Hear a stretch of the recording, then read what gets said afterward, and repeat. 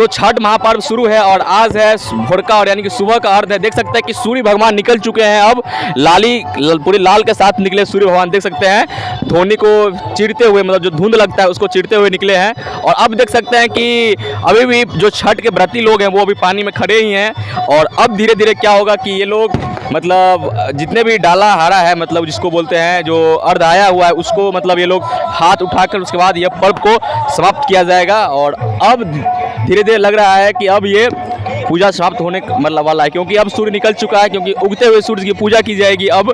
और अभी देख सकते हैं कि बसैठा का नज़ारा है। बसैठा में मैं मौजूद हूँ, बसैठा से दिखा रहा हूँ आपको सारी चीज़। और बसैठा से एक और चीज़ दिखा रहा हूँ कि बसैठा का जो छठ महापर्व है ये शायद कहीं बिहार में दूसरी जगह देखने को नहीं मिलेगा। वैसे पूरे बिहार में ये हर्षोल्लास धूमधाम से मनाया जाता है, क्योंकि छठ जो है वो पूरे बिहार की इमोशन है, आस्था का महापर्व है।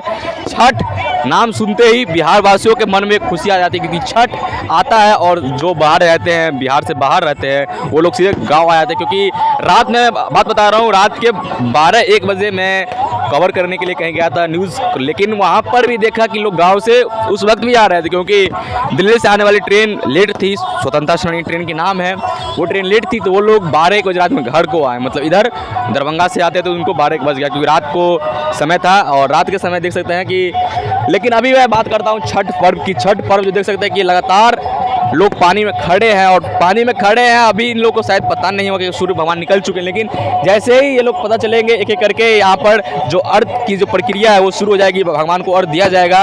उसके बाद जितने भी छठ व्रती वो लोग इसी में स्नान करके, मतलब ये जो नदी है उसमें स्नान करके उसके बाद ये छठ पर्व समाप्त किया जाएगा। वैसे आप बने रहिए, क्योंकि जब अर्घ का समय होगा उसके बाद आपको नीचे ले जाकर और सारी चीज़ दिखाऊंगा, और आप लोगों को भी वो चीज़ दर्शन करवाऊंगा कैसे होता है वो सारी चीज़। ठीक है, धन्यवाद।